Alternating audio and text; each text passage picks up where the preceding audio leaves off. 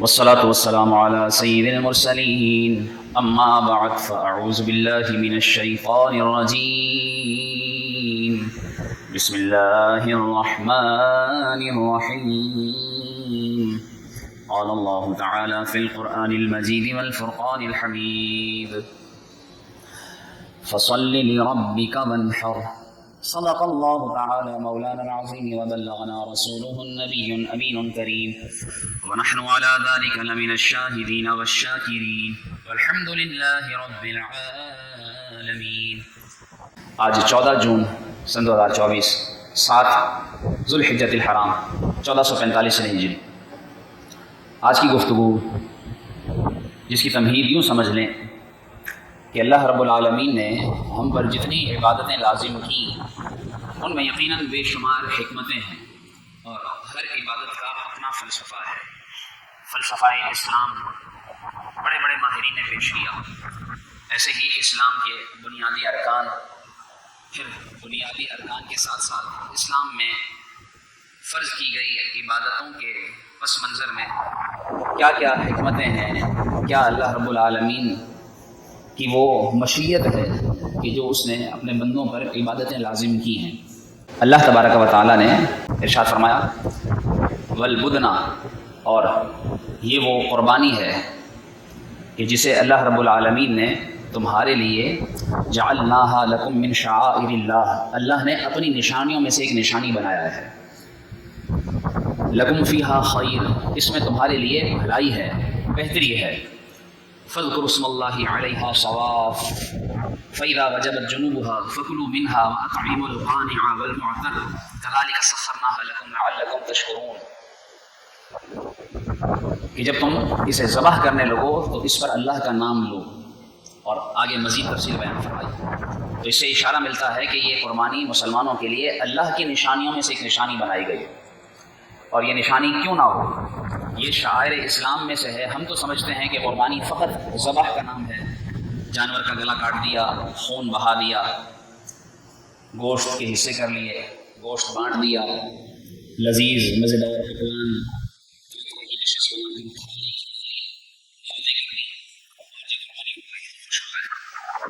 حالانکہ صرف قربانی اس چیز کا نام نہیں ہے۔ قربانی لفظ قرب سے بنا ہے، اور قرب کا مطلب ہے نزدیک آنا، قریب آنا۔ کس کے نزدیک آنا، کس کا قرب پانا؟ اللہ رب العالمین کا۔ یہ ایسی قربت ہے، ایسی نیکی ہے کہ انسان کو اللہ کے قریب کر دیتی ہے۔ اس کا بنیادی ترین فلسفہ یہ ہے کہ انسان قربانی کے ذریعے اللہ کے قریب ہو جائے۔ لیکن افسوس ہے کہ ہم اس کے فلسفے کو، اس کی حکمتوں کو سمجھ نہیں پاتے۔ اگر اسے قطع نظر کہ اس کی حکمتیں، اس کی اسلامی بنیادی مقاصد کیا ہیں، اس سے ہٹ کر بھی دیکھا جائے تو اس میں کتنے دنیاوی فوائد بھی ہیں۔ ایک تحقیق کے مطابق قربانی کے موقع پر 4 کھرب روپے سے زیادہ کاروبار کیا جاتا ہے۔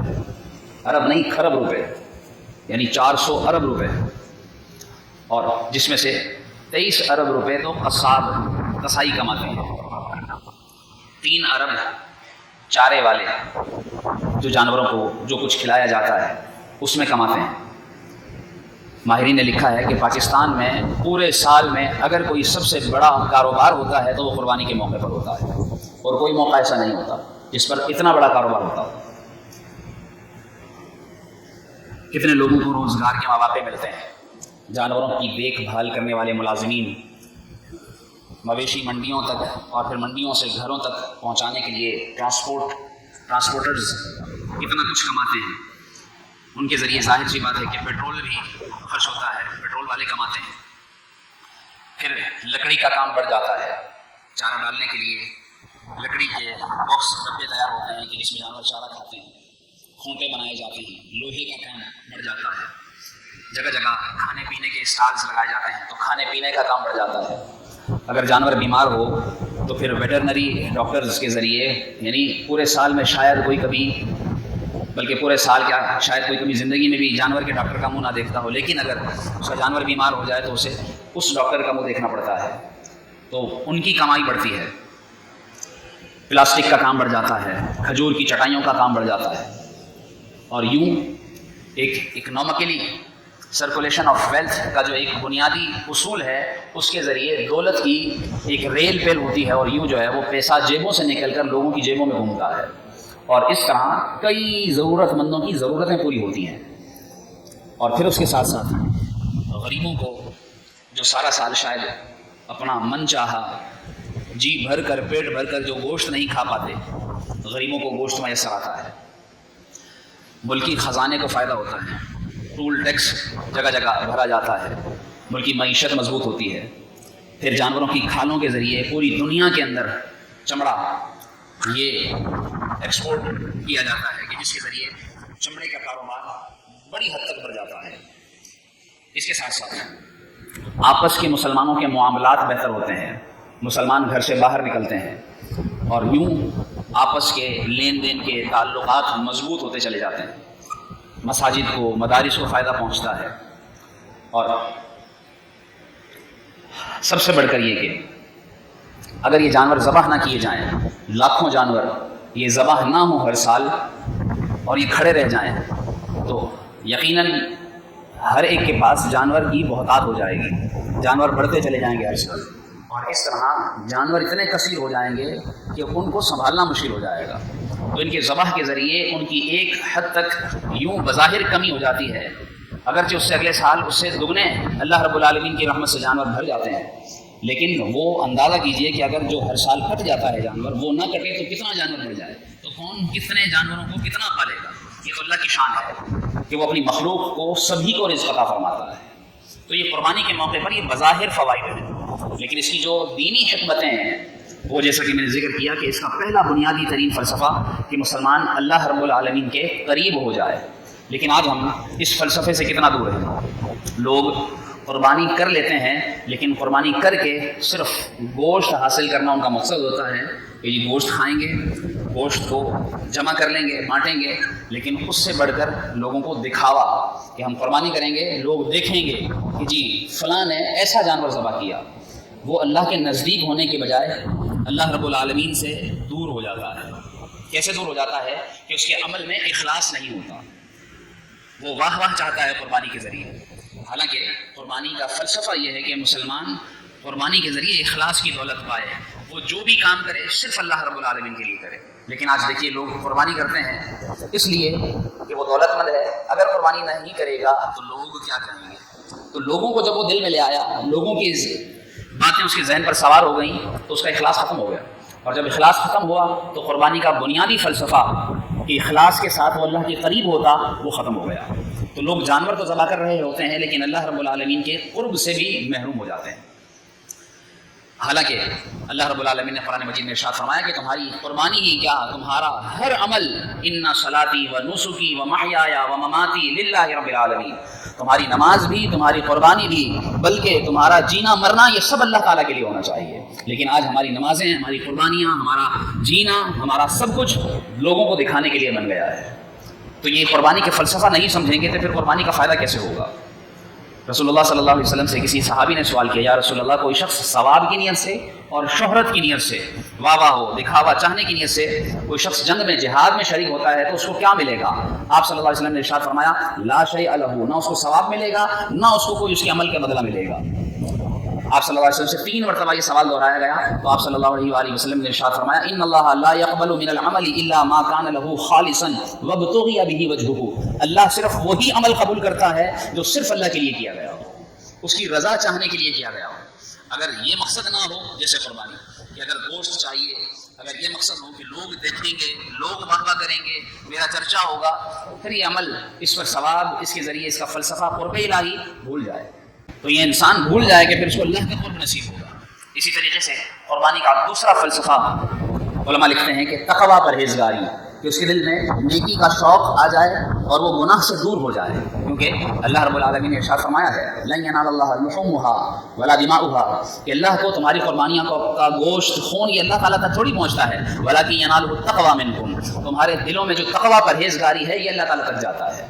اب ہر ایک غور کرے کہ قربانی تو کر رہا ہے، پورا سال جو نماز نہیں پڑھتا وہ قربانی کر رہا ہے، میں یہ نہیں کہتا کہ وہ قربانی کر رہا ہے تو نہیں کرنی، کرے قربانی تو کرے ساتھ ساتھ، لیکن یہ واجب عمل ہے، واجب کے ساتھ جو فرض عمل ہے وہ کون کرے گا؟ فرض نماز کون پڑھے گا؟ فرض نماز پڑھی نہیں، قربانی کر رہا ہے، تو بتائیے کہ اسے تقویٰ کیسے ملے گا؟ نماز پڑھے بغیر کیسے تقویٰ نصیب ہو جائے گا؟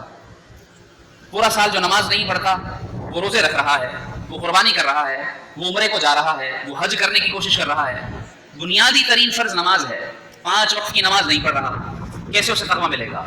تو ذرا ہمیں اپنی نیت کے اوپر غور کر لینا چاہیے کہ میں قربانی اس لیے کر رہا ہوں کہ یہ تو دکھے گی، جانور جب لٹاؤں گا، ذبح کروں گا تو لوگ دیکھیں گے، لوگوں کو پتہ چلے گا کہ ہاں جی قربانی کی ہے اس نے، مالدار ہے نا تو قربانی بھی کی ہے اس نے۔ لیکن نماز پڑھوں گا تو سوائے چند نمازیوں کے کس کو پتہ چلے گا؟ کوئی مسئلہ نہیں ہے۔ اس لیے ذرا غور کر لے کہ میں تقویٰ پاؤں تو کس طرح پاؤں، کہ قربانی تو کروں جو مجھ پر واجب ہے، ساتھ ساتھ تقویٰ پانے کے جو اور دیگر ذرائع اسباب ہیں، فرض عبادتیں ہیں، میں وہ بھی کروں۔ نماز تو پڑھوں کم سے کم نماز تو پڑھوں، تاکہ مجھے اللہ رب العالمین کا قرب صحیح معنی میں نصیب ہو، اس کی طرف سے مجھے تقویٰ پرہیزگاری نصیب ہو۔ کیونکہ وہ کیا دیکھتا ہے؟ وہ تمہاری قربانیوں کا گوشت خون نہیں دیکھتا، وہ تمہارا تقویٰ دیکھتا ہے۔ تقویٰ ہوگا تو کیا صرف قربانی کرے گا، نماز نہیں پڑھے گا؟ اس کا مطلب تقویٰ نہیں ہے۔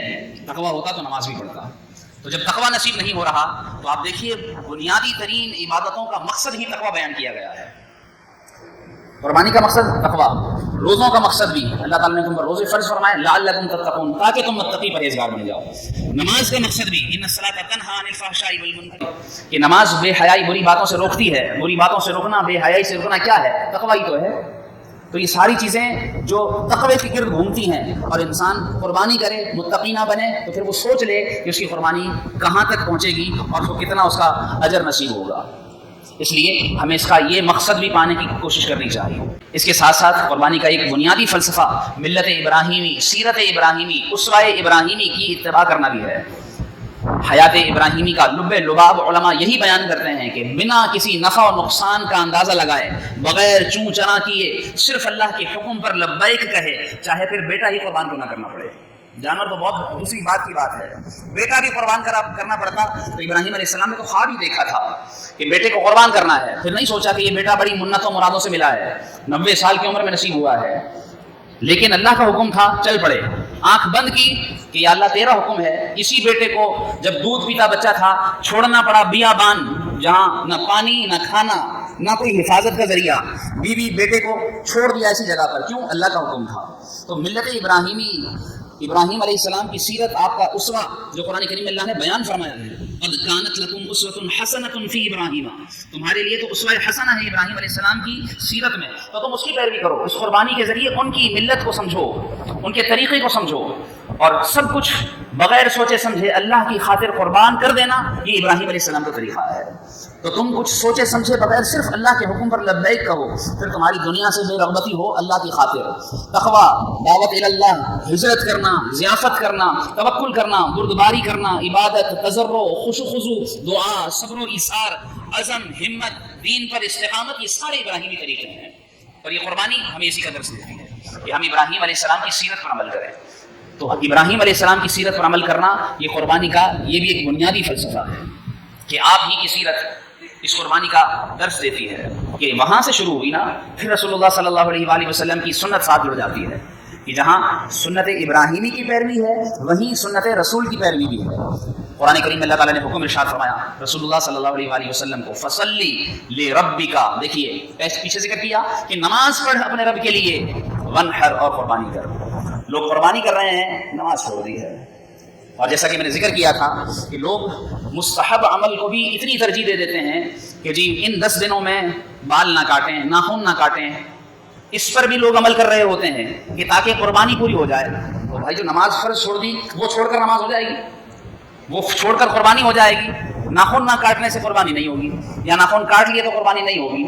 اس پر سوچ رہے ہیں، فرض نماز کو نہیں سوچ رہے۔ اللہ نے پہلے حکم دیا ہے فصلی، نماز پڑھ اپنے رب کے لیے، وہ بھی، اور پھر قربانی کر۔ یہ سنت رسول کی پیروی کا حکم بھی ہے۔ آپ صلی اللہ علیہ وآلہ وسلم نے نماز ادا فرمائی عید کی، دیکھا کہ کچھ لوگوں نے پہلے قربانی کر لی ہے، آپ صلی اللہ علیہ وآلہ وسلم نے ارشاد فرمایا دوبارہ قربانی کرو۔ کیوں؟ کیونکہ عید کی نماز پڑھ لینے سے پہلے اگر کوئی قربانی کر دے گا اس کی قربانی ادا نہیں ہوگی۔ عید کی نماز ادا ہو جائے اس کے بعد وہ قربانی کرنی ہے۔ تو جس نے قربانی تو کی لیکن طریقہ رسول کے مطابق نہیں کی، اس کی بھی قربانی قبول نہیں ہے۔ تو معلوم ہوا کہ قربانی جیسا واجب بھی اگر پورا ہوگا تو سنت رسول پر عمل کرتے ہوئے پورا ہوگا۔ تو یہ قربانی ہمیں سنت رسول کی اطاعت کا جذبہ بھی دیتی ہے، سنت رسول کی پیروی بھی سکھاتی ہے۔ اور سنت رسول کہاں؟ ہم تو فرض سے بھی بہت زیادہ پیچھے ہو چکے ہیں، سنت پر کہاں سے عمل کریں گے؟ تو یاد رکھیے کہ اگر ہمیں اپنی عبادتیں قبول کرنی ہیں، دیکھیے نماز کا حکم قرآن میں دیا گیا، پوری نماز کو قرآن کریم کے اندر بار بار بیان کیا گیا، اقیموا الصلاۃ اقیموا الصلاۃ اقیموا الصلاۃ، نماز قائم کرو۔ نماز کیا چیز ہے؟ کس نے بتایا؟ قرآن میں یہ نہیں بتایا گیا کہ ایسے ہاتھ اٹھاؤ، ایسے باندھو، ایسے جھکو، لیکن یہ سارا طریقہ ہمیں سنت رسول صلی اللہ علیہ وسلم سے پتہ چلتا ہے۔ تو نماز ادا ہوگی طریقہ رسول کے مطابق، اس لیے عبادتیں بھی حضور صلی اللہ علیہ وسلم کی پیروی میں ادا کریں گے تو یہ ہماری عبادتیں قبول ہوں گی۔ اور قربانی کا فلسفہ بھی یہی ہے کہ سنت رسول کی اطاعت کی جائے، سنت رسول کے مطابق قربانی کی جائے۔ پھر ساتھ ساتھ ہمیں شکر الہی کا درس ملتا ہے کہ ہم اللہ رب العالمین کا شکر ادا کریں کہ ہم قربانی پیش کرتے ہیں۔ یہ جانور جو ہم سے کئی گنا زیادہ طاقتور ہوتے ہیں، اگر اللہ تعالیٰ ہمیں ان جانوروں پر غلبہ نہ دے، ان جانوروں کو ہمارے مسخر نہ کرے، ہمارے تابع نہ کرے، تو یہ کتنوں کو ڈھا دیں، کتنوں کو مار دیں۔ جب ہم اتنے ہٹے کٹے طاقتور ترین جانور کو زیر کر لیتے ہیں، گرا کر اسے کاٹ ڈالتے ہیں، یہ اللہ کی قدرت ہے کہ وہ ہمیں اتنے بھاری جانور پر قدرت عطا فرما دیتا ہے۔ تو اللہ تعالیٰ نے قرآن میں سے بیان فرمایا ہے کذالک سخرناها، دیکھو ہم نے کیسے تمہارے لیے اس کو مسخر کر دیا ہے کہ ایک نکیل لاتے ہو، چھوٹا سا بچہ بھی اگر رسی کو پکڑ کر چلتا ہے تو کتنا بڑا جانور بھی اس کے پیچھے پیچھے چل رہا ہوتا ہے، کہ اس جانور کو اس نے تمہارے تابع کر دیا ہے، اس پر تم اللہ کا شکر ادا کرو لعلکم تشکرون۔ تو قربانی ہمیں شکر الہی کا درس بھی دیتی ہے۔ اور پھر اس کا ساتواں ایک اہم ترین بنیادی فلسفہ قربانی کا درس کہ یہ ہمیں خدمت خلق کا جذبہ سکھاتی ہے۔ خدمت خلق کیا ہو؟ قرآن کریم میں بیان فرمایا ہے وَأَطْعِمُوا الْبَائِسَ وَالْفَقِيرَ، سوال کرنے والے محتاج کو، ضرورت مند کو تم کھلاؤ۔ کھلانے کا حکم دیا گیا ہے۔ ہم تو گوشت بانٹتے ہیں نا، وہ بھی کھلانے کے زمرے میں، لیکن پکا کر کھلاؤ، یہ اس سے زیادہ اچھا ہے۔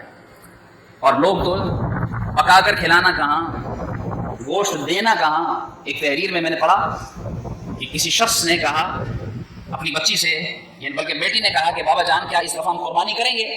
تو اس کے والد نے خوب جواب دیا، اس نے کہا کہ لوگ قربانی ہمارے لیے تھوڑی کریں گے، غریبوں کے لیے، وہ تو کتوں کے لیے قربانی کرتے ہیں۔ بیٹی نے بڑی حیرت سے پوچھا کتوں کے لیے قربانی؟